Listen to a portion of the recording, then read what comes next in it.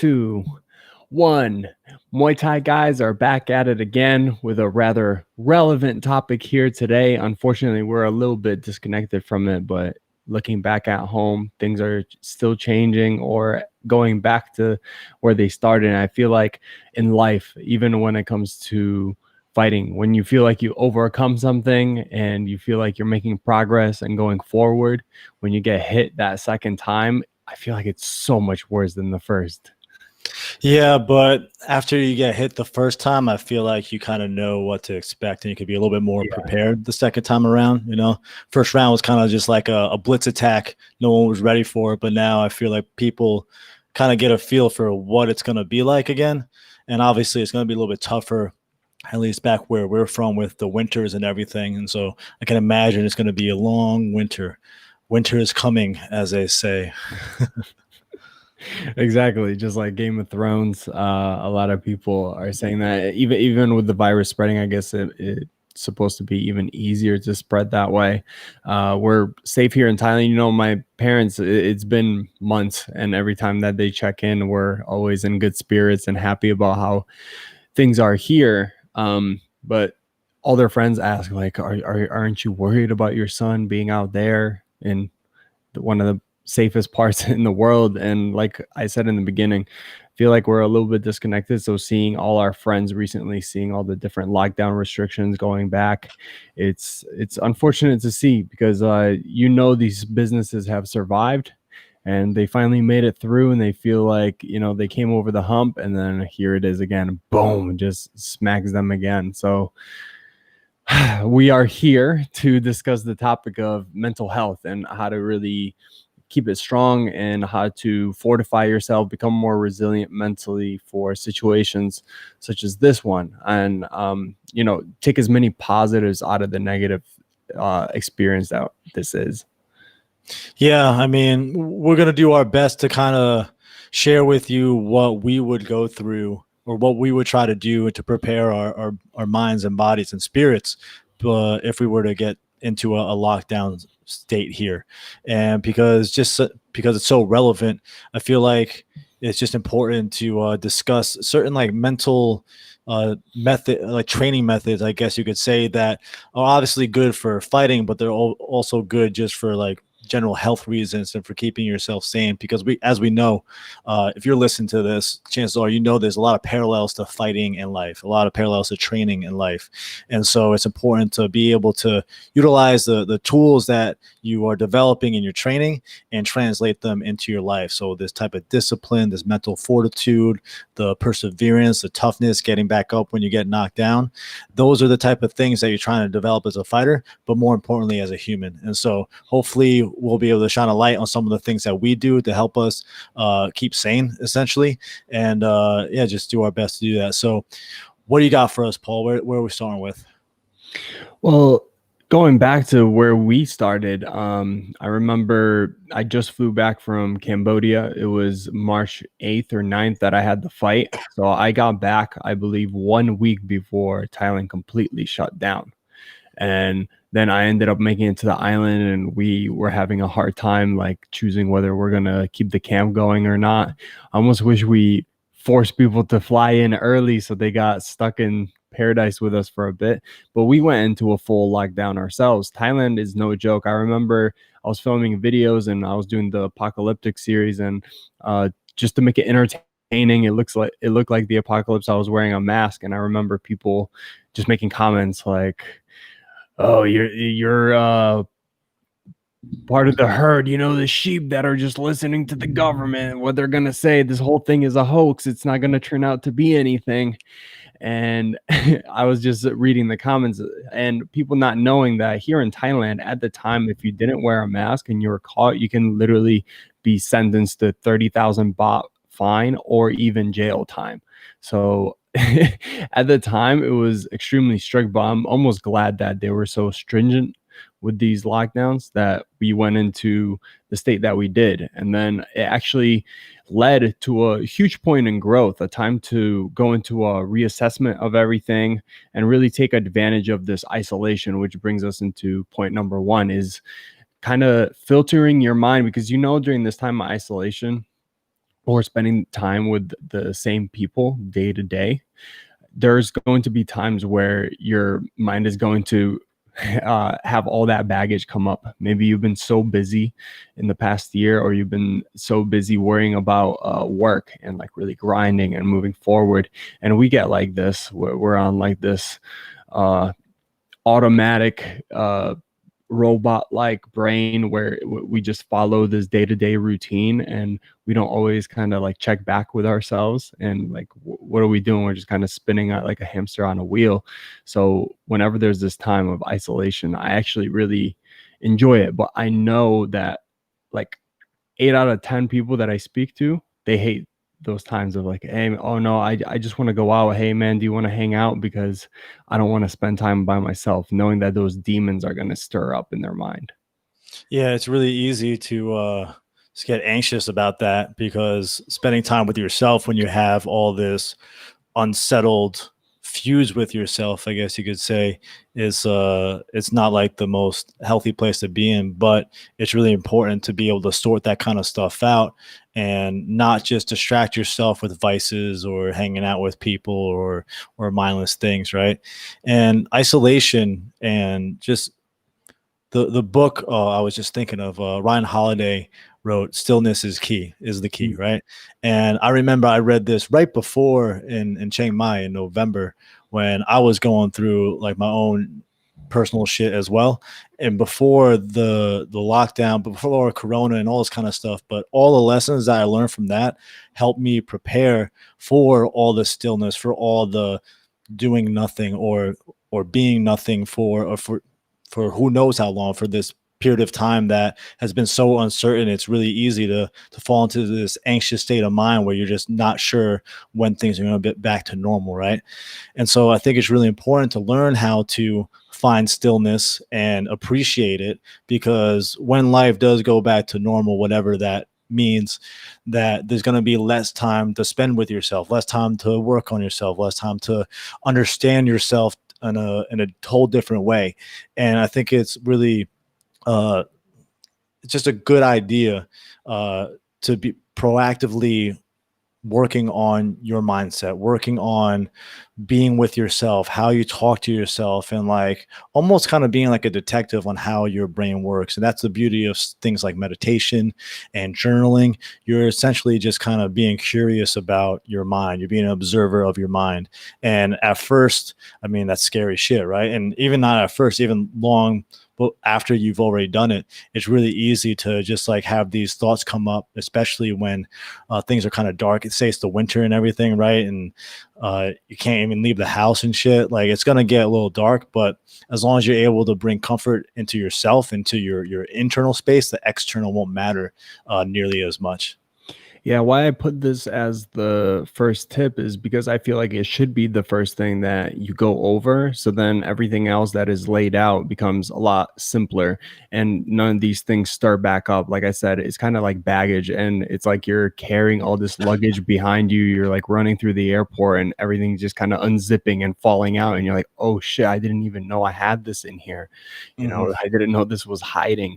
And if you can do that as the first thing, I know is probably the hardest, and usually that's the last thing we want to do. Is like we want to do all these comfortable things. It's like my to-do list. Sometimes I look at my to-do list and I have that thing in all caps, like to force myself to do it, and then I check off like 3 4 other things, but in the back of my head I still have this uncomfortable feeling, and it's because I know that one thing that I don't want to do is still there. And what I think is the number one point and the hardest thing to do is to look inside and like really ask these really hard questions, let all that baggage just kind of fall out and deal with it. Take a deep breath, create a plan, and then you can kind of move forward. I mean, I was almost glad this happened. I fought 13 times in 13 months straight, and when all this happened, I almost felt a relief when everything shut down, because I finally got a chance to like stop and be like, okay, what did I learn this year? Like the second I finished one fight, I was like, I got to get another one in. I had a goal of doing 12 and 12, and I just had no time to like really assess anything and look at myself. So it's exactly what you said, is like to take advantage of this time, because life is going to get back to normal at one point, and you're not going to have this opportunity. And I feel like a lot of people always like wait, like, oh man, only if I had more time, like, to do this, or to really take care of my mental health, or to like really sort through this baggage, then I would. Well, now is the opportunity. Yeah, I think. Well, what are some like practical methods that someone can do to become more suited to be by themselves? What are some things that you'd recommend? Mia kind of gets freaked out sometimes. She sees that I like lay in the dark, and either I'm stretching, doing mobility, or I'm not doing the professional type of meditation where you're sitting cross-legged and doing that, but I'm literally just laying down in the dark and just letting free thoughts happen. And I like doing this, especially on like really hard days after training, just to kind of unwind and let my mind kind of settle. But sometimes I'm coming up with ideas or just sorting through things in my head. So that's one. The other one is to go on walks in nature. And I think we might as well skip over to we had number three, which was to get out in nature and to gain perspective. So this is it's gonna sound corny to a lot of people, but to force yourself every single day to go outside, especially, you can't be gathering in large crowds, but if you can isolate yourself in nature, put that phone away, really limit that electronic device usage. So your perspective is the real world, because right now our perspective is living online and just gathering all this information, everyone's opinions from all over the world, and like taking on the baggage of other people that are on the other side of the globe, especially for us, like in the West, living in what we were saying before the podcast. Seems like an episode of Westworld. Hmm. Yeah, I think when it comes down to it, like being outside is just like nourishing your like spirit. It's just as cliche as it sounds. You ever go earthing, bro? We just kind of walk around and barefoot. I mean, everyone in Copenhagen does that shit. I think it's a little crazy but to be like walking around barefoot around in a market where like things are just fucking everywhere. But I digress.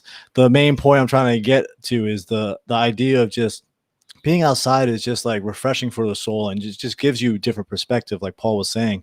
And just by going out and kind of detaching from the inside world and going to the outside world, you can just hear birds chirp, you can feel the wind, you can just listen to whatever's going on around you. And yeah, I know it's going to be cold and everything, but it's still important to make sure that you're just stepping outside and breathing some fresh air every now and then, because it can get really stagnant being inside, it can get really dark being inside. And it's important to just refresh and re-energize. And I mean, humans are like a part of nature, and I think it's so important to make sure that you make that step. And like you said, going into another tip is limit the electronic use. Like when you go out and go for a walk or go for a hike or whatever it may be, like don't bring your phone. You don't have to bring your phone everywhere you go, right? And I've made a point of that recently, to like, if I'm going out to eat, I don't necessarily need my phone. If I'm going to the store, I don't need my phone. Like I don't need it to be with me everywhere I go. And it's crazy how it's been like almost substituted for like a wallet now. So everyone is just always bringing their phone everywhere to go. It's not just wallet keys leaving out, it's always wallet phone keys, right? And the phone isn't as important as you might think it is. Does it benefit you in many ways? Yeah, because emergencies happen and it's good to have a phone on you and yada, yada, yada. But I think it's so crucial to get back to like the before time, before cell phones time, and just step away from the madness that is just like. If you, have you seen the documentary The Social Dilemma yet on Netflix? I have not yet. I actually listened to an entire podcast about it without actually watching it. So Mhm. the creators of it. So I definitely have the gist of it. Yeah, it's crazy. I mean, they're paying billions and trillions of dollars to essentially get you addicted to your phone, like all these different app companies, all these different technology companies. And so it's up to you to like step up for like your freedom, essentially your freedom of your mind, and not just fall into line of all these advertisers trying to get you to buy certain things and do certain things, and essentially just be robotic when it comes down to it. And it's crazy. I mean, like Black Friday and everything's coming up, and like I'm going to be selling, I'm one of those marketers trying to like convince you to go buy my stuff. but it ultimately comes down to you being able to just like make your own decision without feeling like you're being necessarily like influenced or like addicted to the rush of checking your phone to see if you got a notification, if you got a new email or whatever it is. And I know you're similar in the fact that you don't have many notifications, right? Like I only have Mhm. my WhatsApp and my Slack right now. WhatsApp is important to me for like landlord and that kind of reasons, but then Slack is important for business. But other than that, no Facebook, no Instagram, no YouTube, no anything else. And so is that similar to what you're doing as well? I have no notifications aside from private messaging platforms. So not Instagram, that's for sure. Because anytime someone replies to like a story or anything like that, that could be a message. And I I feel bad because honestly, most of the time, the people that I don't answer right away are the people that I care about the most. And it's because I want to give them a thoughtful answer or I want to see them in person. So I'll wait to answer their message until I see them in the gym or I see them in person or I give them a phone call like my parents. And when it comes to people that kind of have these like quick responses like, oh, that's real cool, it's easy for me to just be like, yeah man, right on, or say Mhm. something motivational, inspirational, just to give them a little bit of love for leaving some love for us, like for being a fan. But aside from that, it's literally nothing besides these private platforms, like you said, like Slack or places that you have to have my phone number. So I know that you're reaching out to me with some type of purpose at least. And on top of that, when I go out to eat, usually I do my best to like put it aside. If I'm at a cafe, I'll put my phone inside my backpack, even though I have access to the internet on the laptop, because I also know that if I take these 5-minute breaks to clear my mind. So a lot of people are at home, they're thinking of ways to come up with new ideas. A lot of people are working on their side hustle, their businesses, things like this. And then when they need a bit of rest, they use the same thing that they're on as a distraction. So it's like it's so close to what you're using. It's like, oh, okay, this is productive because I'm utilizing my laptop or my cell phone to answer emails and to do work. But it's just one click away to be on the browser and to just go down a wormhole. So how do you balance that? Uh, you have to set up yourself to win as best you can. And so there's a lot of different apps that I use to not to like avoid overusing it.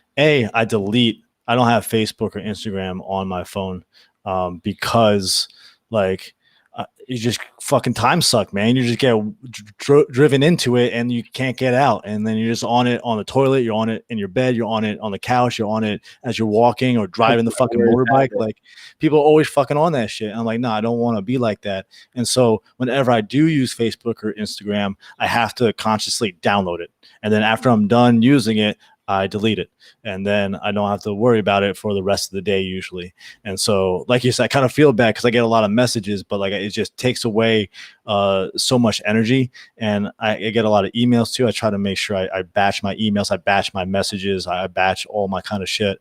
But when it comes to like, yeah, working on the computer and doing all that kind of stuff, I make sure when I'm taking a break, like I'm away from electronics. I'm outside. I'm in the pool. I'm going for a run. I am just riding on the fucking motorbike, or I'm just laying down, just kind of chilling, because I know how easy it is. Like it's not like I'm perfect. Like I definitely still go to my phone to like it's funny because even when like the main apps that I usually would go to aren't on my phone anymore, I still find a reason to go on my phone and a different app to try to substitute the dopamine rushes that I've been getting from the previous app. And I notice myself doing that. I'm like, what the fuck you doing, Sean? And then it pisses me off. And then I'm like, fuck this. And I throw my phone across. Once I figure out that it's like trapping me again, I throw that shit or turn it off. That's another thing, is just turning off your fucking phone. Like I try to turn off my phone before bed, and like when I'm trying to do some type of like deep work or training or whatever it is, because it's so easy to just let that, even when it's on, you can still be thinking about it. Oh, did you hear a vibration? Oh, did I hear a ring? And like that can just distract your mind from whatever the task is at hand. And one great book, I think that you read it too, is Deep Work by Yeah. Cal Newport. And like he just talks about the benefit of being able to actually do deep work, not the shallow stuff where your mind's kind of there and kind of not. You're kind of in a bunch of different places. The deep work is where you're in one fucking spot. This also relates to your training. Like when you're training, that's where you fucking should be, and that's where a lot of people find solace in their training because they're a lot more meditative. They're so much more present while they're training. Because if you're not present, then you get punched in the face and you get kicked and all this kind of shit. And so you're really immersed in the present time there. And then it's so easy once you get out of there to whatever reason, just to distract yourself again, to rest, if you will. I think about this because utilizing the methods from that book, once in a while, I will just pretty much set myself aside where I told myself a scheduled to-do list. I found it to be a lot more helpful to do it the day before. I started doing it in a way where I was waking up. We were talking about our morning routine, and it was part of my list to pretty much get up and do the same things, and then add to it by doing more of the to-do list stuff or adding to the to-do list when I woke up in the morning, and I checked off those like first three things of like stretching, moving around, making the coffee, doing the bed, and going onto the computer, slowly making my way after doing some reading. And now instead I do things minute by minute for the morning. The rest of the day I'm a little bit more lax, but by making it minute by minute, it almost forces me, just like I would be in training where someone's like, hey, round 3, like now you go, it's time, like you don't get to take an extra break while other people are going.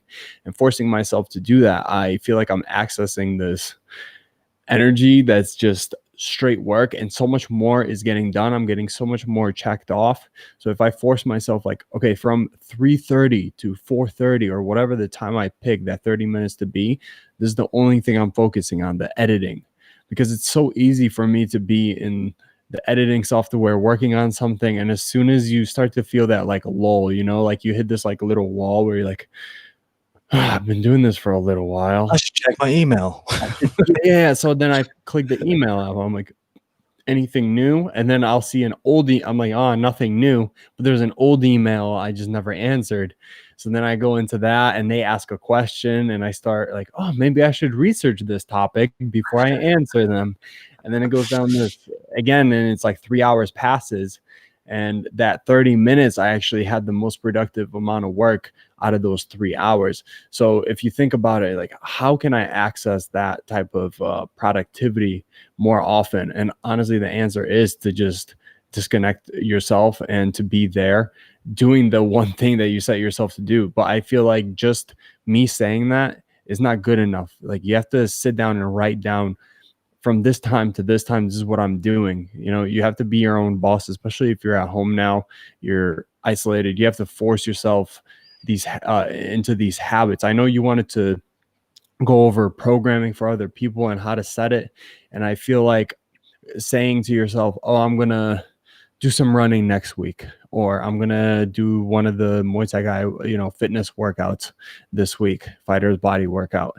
I think it's a lot more important to set like, okay, Monday, Tuesday, this is what I do. On Wednesday, I do more of a stretch day. On Thursday, Friday, I'm going to get a run and a workout in, and on Saturday. So, at this time to this time, this is your workout, as if it was physically happening and you physically had to be there for class, and it's never going to appear again. Like in the physical world, it's so much easier. The accountability is there because if you don't show up for 7:00 class, it's going to pass. Versus here, you're like, okay, well, I have access to the content at any point of the day. Yeah, it's definitely a trip to learn how to hold yourself accountable and just like always be on your own ass about getting everything done. And a lot of people who are going to lockdown are learning how to do that. And I want to kind of jump. So the tips that we have, I don't think we're going in the right order, but I want to kind of jump into the 5th one, which is learning a new skill and just kind of reassessing your current situation so this way you can adapt and overcome. Because we're talking about like deep work, right? Where do we learn deep work? We learn by reading it. Where like there's so many books that you can read right now. We talk about resting and relaxing. Read, motherfuckers. read. Like that, like if you're stuck in home and there's nothing to do, it's the winter and you're just like hanging out, you're on lockdown, instead of putting on binge watching The Office on Netflix or whatever your vice is, Selling Sunset, I know a lot of people are into right now, and instead of doing that, read a book, read like a couple chapters a day. And I'm telling you, like, reading has literally changed my life. Like if I didn't read certain books at certain times, I want to be able to access certain parts of my mind and my personality to move forward with certain things. This whole Muay Thai guy journey was because of reading. Reading gave me the inspiration to actually go and do stuff. I read a book of The Fighter's Heart about moving to Thailand. I read The 4 Hour Work Week about how to create an online business, essentially. And then I recently read Stillness is Key during a time where I needed to find stillness. And the list goes on and on. Deep work. I mean, we should probably actually come out with like our top reads when it comes to just anything, whether it's business, life. One big book here, I'll give my top, like I'll give my top 2 or 3 recommendations. The first book I recommend reading is Outwitting the Devil by Napoleon Hill, who wrote Think and Grow Rich. Yes, Think and Grow Rich. It's funny. I'm That's reading that right now. book, and I always forget about it. But the lesser known book, Outwitting the Devil, is such a good book about just he's essentially interviewing the devil, or we don't know if he's actually interviewing it, or this is a figment of his imagination, or he's writing it to persuade people. But whatever it is, it's a really interesting story on like the way that the devil can kind of control. It's essentially like social media stuff, how they can control you to be into this drifting mindset where you're just mindless, where you're not actually taking action and moving forward with anything meaningful in your life because you're so distracted and drifting. And anyway, that's a really good book to read. Also, the David Goggins book was really good, especially for like just mental toughness and finding solitude and being able to just be a tough ass motherfucker. And then The Fighter's Mind or The Fighter's Heart are always good reads, and I always learn something new every time I read one of those. And also, still, there's so many books, man. There's so many books. How about you? Any pop out in the top of your head?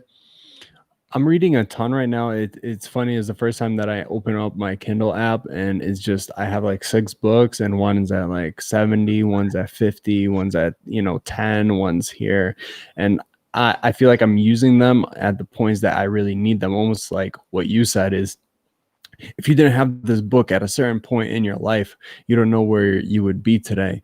And I feel like I keep going back to the War of Art, because the whole concept of like amateur and pro to me is so relatable, because I knew at some point in my amateur career when I was turning pro, I was kind of running out of opportunities as an amateur to fight.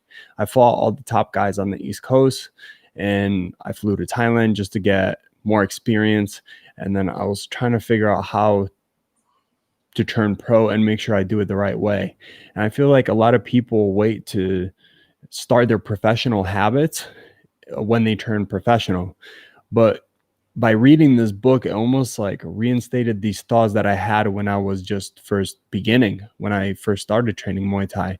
I looked at what the professionals were doing. Why would I look at what the amateur does and want to compete like him? I wanted these different habits that the professionals had, so that way I can get to that level as fast as possible. And then I already have these routines in my mind. But this applies to everything, because they talk about it applying to business, applying to a lot of it's applying to writing and being an artist, right? Like a lot of artists have a hard time with creativity because it's something that's not like a tangible thing, like 2 + 4 = this, or like I work this many hours, I get paid this much. It's creation and ideas that seem to come out of the ether. So you have to stimulate these ideas somehow. And it pretty much describes how amateurs think and how they come up with ideas and why they're not successful, and then professionals and how they act, how they think, and pretty much programming your mind to act like a professional in every state of life. Like when this happens, like the mind wants to do a million different tricks to get you to, okay, well now I get to like relax for the first time and like take advantage of this. And if you're a hardworking person, yeah, maybe that's the case. But a professional doesn't matter what really happens in their lives, and it does a great job describing like all the different tricks that the mind is going to play on you and how the professional handles it. Yeah, that's a great read. So is the Turning Pro. Stephen Pressfield definitely he called me earlier with those books too. I thought about rereading The War of Art sometime soon because of all those. It's just so many key points that he makes that it's short, it's to the point. I like how readable it is. It's just like the chapters are super short. And so it's just a really good book to read. You can read one chapter a day every time you take a fucking shit, you know, and then you could be a genius by the end of it. You never know. But yeah, so reading super important. Quick little review, taking advantage of isolation because we're going to be isolated right now, and making sure that you are able to actually develop a stronger mind, a better connection with yourself. That's tip number one. Tip number two is limiting electronic use, like the phone, like the computer, like the TV, like your new PS5, dare I say. Yes. Then we're talking about getting out in nature for tip number three, the importance of just stepping out, breathing some fresh air, and getting new perspective. And then we went to learn a new skill. Now we also want to mention one more, which is just staying in touch with the people who are in your inner circle, your friends, your family, and not just discussing, oh, this fucking lockdown sucks, or coronavirus sucks, or politics, or whatever it is. Like, try to keep things positive. Try your best to be the light in these people's lives, and just create a positive environment, and encouraging them, or maybe sometimes even challenging them to be the best that they can be during this time, because it's going to affect, it creates a ripple effect, right? Yeah, you know, I call my parents and it's always a positive experience because of this reason. I feel like whenever the conversation goes to the side and politics comes up or corona or anything like that, I almost check out. And as soon as like someone's done talking, I just try to guide the conversation in a more positive direction, because over time is the same things being repeated over and over again, and we pattern our brain to think a certain way. So the more that we repeat these things, and a lot of it is, you know, it's not offering any type of solution. It's great if we're talking about things and we're trying to come up with a cure, right? Or we're trying to come up with a solution. So if we're talking, usually we're trying to come up with like, okay, this is our problem, this is how we solve it. But when it comes to this situation, a lot of people seem to just want to repeat the same thing over and over again. It's like hearing the people that were arguing about masks when this whole thing first started, and they're still posting the same statuses like a year later, you know? Like during this entire time, I did everything possible to just either like snooze that, and just to be able to keep my mind sane. So I think that's a big thing. Not only filtering your mind, but filtering all the information that comes in. So if you can't avoid it, because like we said, we keep our notifications off. But if you do see it, also like filtering it out, those certain people as well, perhaps. But at the end of it all, I think it comes down to you, and you bringing that type of positive attitude and just trying to talk about things that actually lead to progress and ideas. And that's who I love hanging out with, right? Like where we can sit down and come up with ideas and progress together, and suggest things that are driving the conversation forward. Yeah, I mean, it's just good for everyone. It's just good to, I mean, obviously you'll have to acknowledge certain things and have like real conversations, like in-depth conversations about uh politics and coronavirus and stuff. Yeah. Like there's always time for that, obviously, but a majority of the time when you're just trying to catch up and keep your circle positive and try to stay motivated and driven during times of lockdown, I think it's important just to keep things light, keep things fun. And like me personally, so well, yeah, Thanksgiving and Christmas are coming up. I know I haven't been back in the States for either of those holidays for 2 years now. And I obviously really miss my family and seeing like my nephew and niece and just everyone in my family. And Thanksgiving and Christmas is my dad's birthday. As you know, he's Jesus. And so it's a really important time of the year to be around. and not being around, it's obviously sad, but I'm trying to make the most of the situation by making sure I'm giving them a call bi-weekly, keeping in touch via WhatsApp every now and then.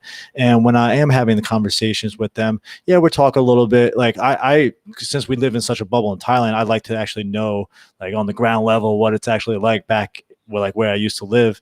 And so it's always good to get insights with that. But then most of the time, we just try to like help each other stay positive and look at the bright side of things, and just know that there is an end in sight, and it's just a matter of just kind of biting down on your mouth guard and toughening it out a little bit longer, if you know what I mean. Yeah, I mean, that plays into the whole thing of perception being key. And we talked about getting out in nature to gain perception without electronics, so you're not seeing all this information that's coming in, because you only see what's really in front of you, the reality of the world that your eyes can see. And that's often the healthiest way of doing it. But it's also really healthy to be able to call your parents back home and gain perspective on how lucky you may be, especially if you're still young, you're vibrant, you're taking care of your health. That's another thing. A lot of people don't talk about the health benefits that being fit has when it comes to this whole pandemic, and how it actually aids your immune system, and how you can stress a little bit less by working out a little bit more, and staying a little bit more disciplined, and having a few goals and things in mind. And I feel like, especially when we're locked down and we're in one spot, it's easy to be like comfortable in this hole and to force yourself to get up off the couch because there's not much to do. But at the same time, I feel like it's those same things that lead to depression, and the numbers of suicide spiking up and all these different things is like not being able to accomplish things. I feel like as human beings, we just enjoy having a task, completing the task, and then feeling a positive reward, like spiritually, because of it. Yeah, I mean, people, one of the main excuses I hear for people not staying in shape is because lack of time.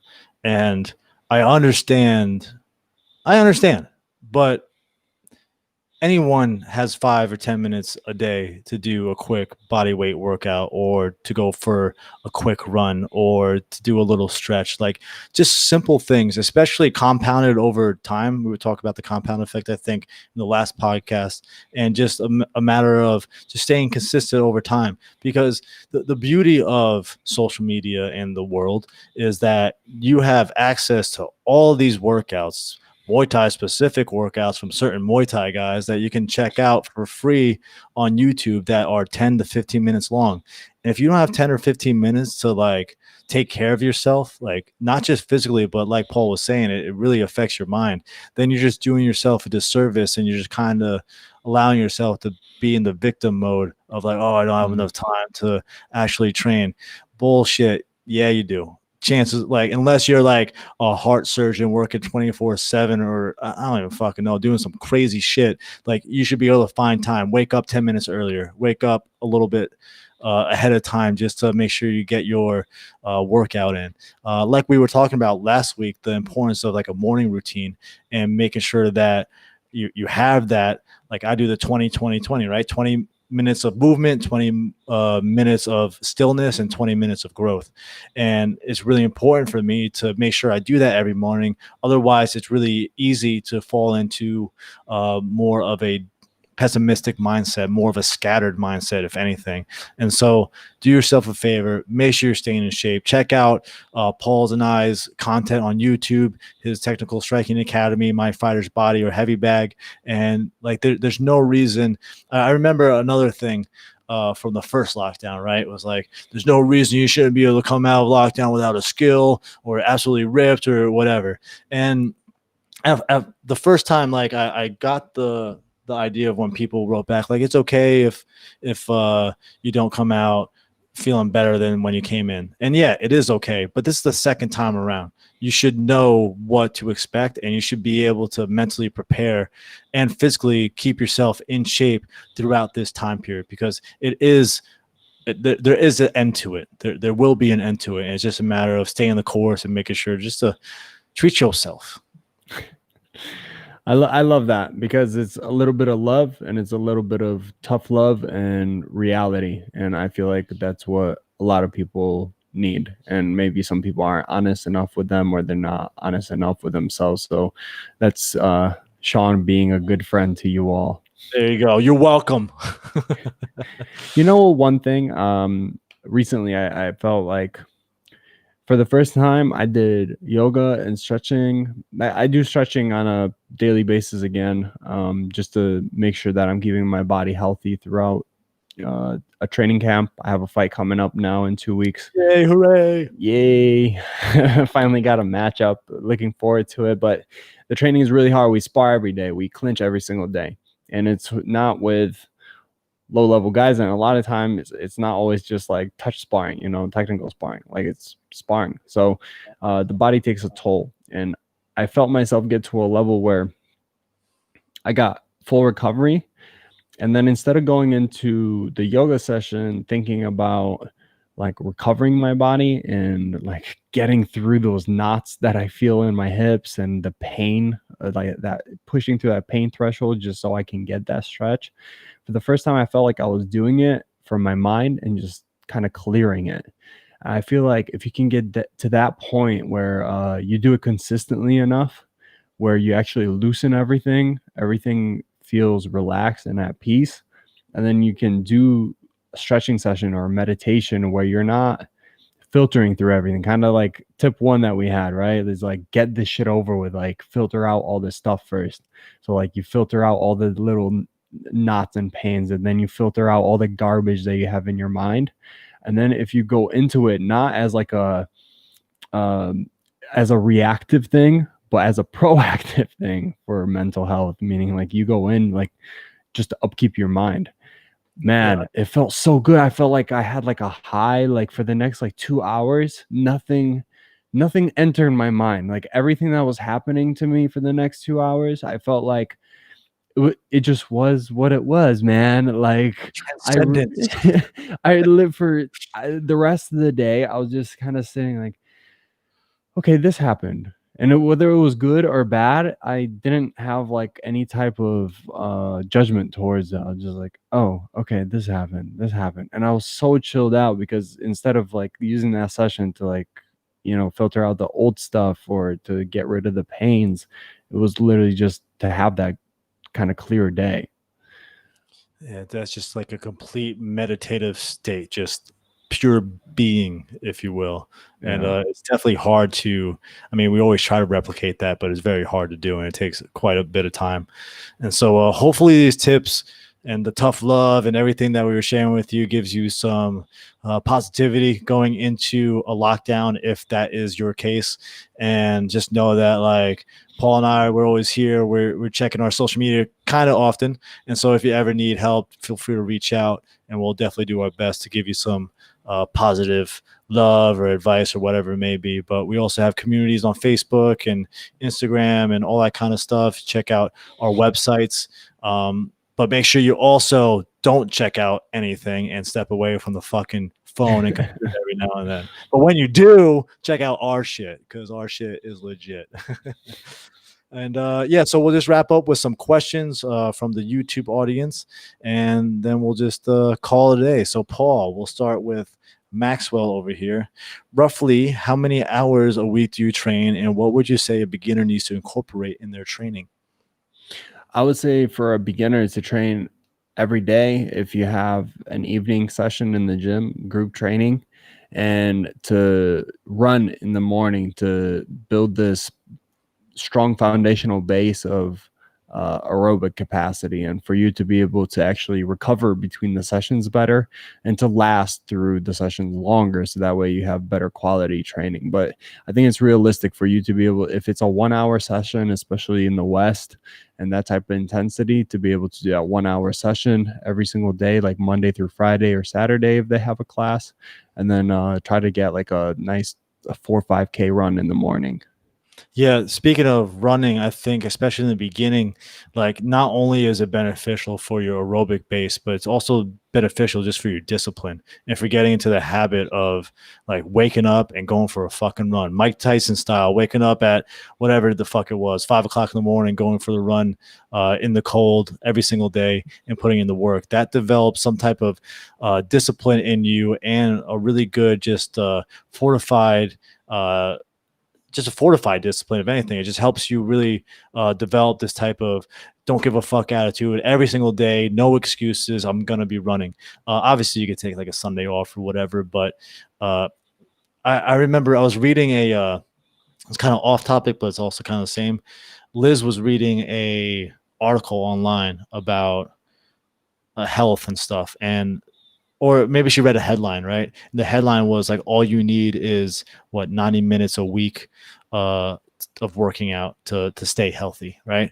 And I get what the article is, but motherfucker, you need like 90 minutes a day, like a week. That's all you're doing. Like, no way. Like, if, like, yeah, like I said before, time is everyone has the same 24 hours in a day. Some people work more jobs, have family, and that kind of stuff. But if you're not moving every day, if you're not exercising every day, you're really doing yourself and the people around you a disservice, because it's just like taken away from your health, mentally, physically, all that kind of stuff. So that's a little aside. But when it comes to like the training specifically, yeah, like Paul said, running and then trying to get in at least like one session a day. If you don't have the gym, if your gym is on lockdown, then shadow boxing, making like setting aside a time, like Paul was saying, like when he was doing the video editing, right? He would set aside a time, 30 minutes. Like, this is all I'm fucking doing.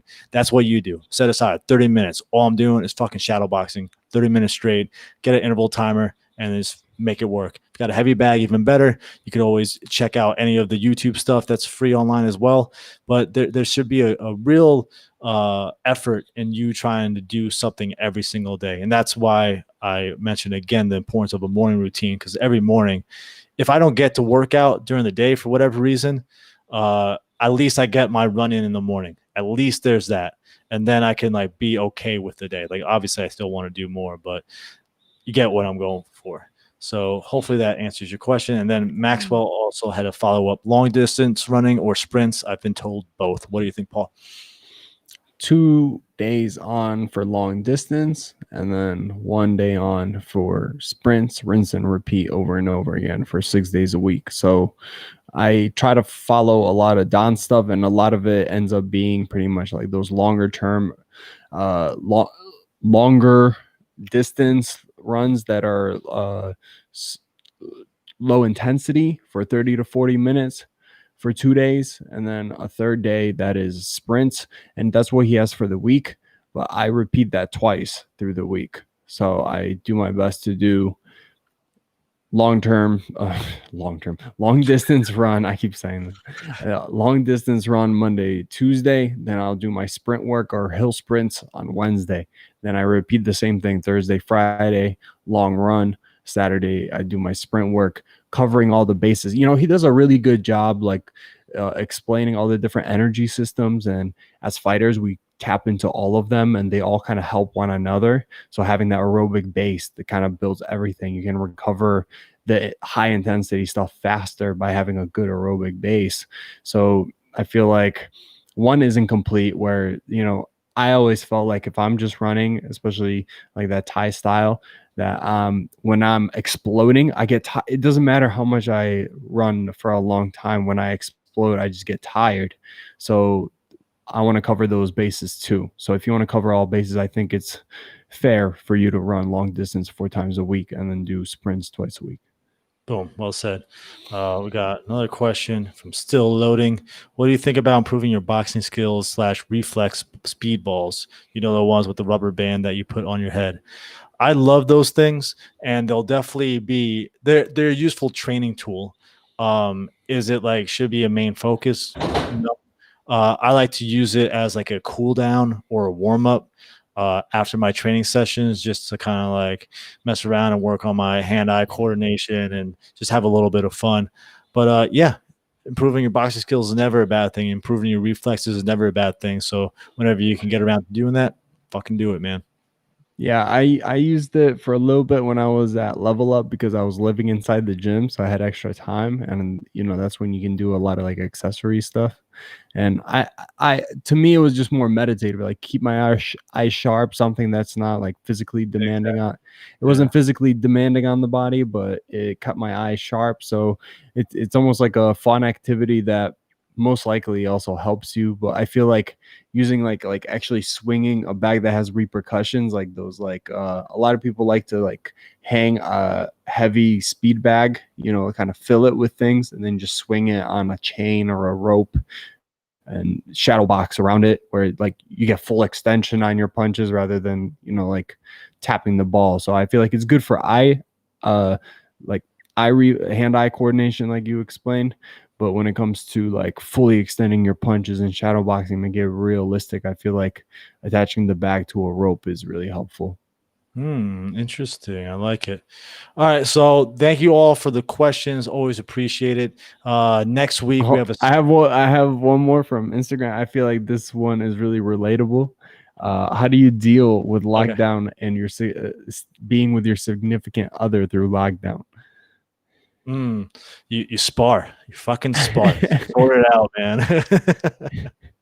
No, but in all seriousness, I mean, I think communication's key, and so you have to be able to talk to each other about just the expectations, what you guys are trying to do during lockdown, food. I mean, figuring out the like nutrition and like food while it's going down. Food. And for real though, like when I mean, remember when we had lockdown, we have a very limited experience in lockdown, but when it came down to it, like we made sure to before like we were supposed to be in lockdown or quarantine, whatever the fuck you want to call it. We stacked up on the types of food that we feel like are going to be more nutritious for us instead of just getting like all these snacks and everything, and making sure that we kind of plan and just have fun with it. I mean, like that's the main thing is Liz and I are able to. I mean, we're pretty much in lockdown right now. I feel like even though we're not in lockdown, we just kind of perpetually live in this state where we go to 7-Eleven every now and then and go out to eat, but I guess you can't go out to eat in lockdown, right? But other than that, like we're at home, or we're just walking outside or enjoying time outside. And so I kind of went off a little bit, but essentially communication, trying to come up with a similar schedule so you guys are on the same page with things, and yeah, just kind of rolling with the punches, enjoying yourselves, and making sure that you still spend. Oh, so one other thing that I found really important too is quality time. It can be really easy to if you're on lockdown and you guys are at home living together, you guys are probably always spending time with each other. It's important to have your own alone time away from each other, and it's important to have like quality time where you're actually present with each other, not on the phones, not watching TV, not doing that kind of shit. And so finding the nice balance between that. Do you have any tips, Paul? Yeah, I think those solo hobbies are really important, where one person isn't just like on the side on their phone, like almost waiting for the other person to finish whatever they're doing, because then that affects the other person that's just trying to focus on one thing. So for both of you to have some type of hobby or activities that you enjoy solo. And then what Sean said is like when you are spending time together, to make sure that it is actual quality time where you do put the phone away, you listen to each other, the communication becomes key. And then that person feels like they got like 100% out of you, where you were listening to them the whole time, 100% of that love that you have to give, versus like we spend time all the time where it's like you spend the whole day together and there's not too many like intimate memorable moments, because it's like you're going through the movement. And sometimes you just have like last week I think we had 40 minutes before training, but I did the math. I was like, okay, by GPS, it's like 8 minutes to get to the beach. If we get there, we get 20 minutes. I'm like, this is going to be a bitch, but fuck it. And we just hopped on the bike. We ran to it. Like, we literally, as we jumped off the bike, we're taking off our clothes. And then we jumped in the ocean. And then we just swam around for not maybe 10 minutes max, but just like diving through the waves, having fun, and then just sprinted back. And that in itself was like a nice little adventure right there. So just like more memorable moments like that, where I literally couldn't look at my phone, or else I'd be late to training and then get yelled at.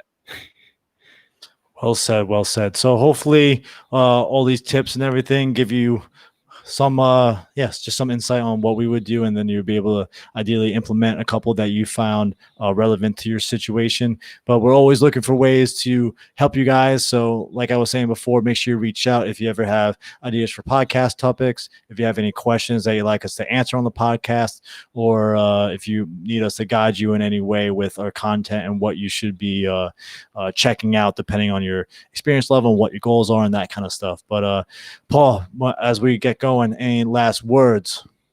Well, Lockdown's coming back, so make sure you grab the free guide. I'm going to be pushing that one more right now as I work on other programs behind the scenes with the Striking Academy. So you can just go to muaythaitechnician.com/heavy bag manual, and you can get a free download for a ton of solo drills on the heavy bag, even clinch work drills, which are, I think, really important. I remember watching it back more recently, and a lot of the stuff that's in there when it comes to clinch still applies, and it helps a lot. Like, I mean, I reminded myself what I should be doing when I'm on the heavy bag and transitioning.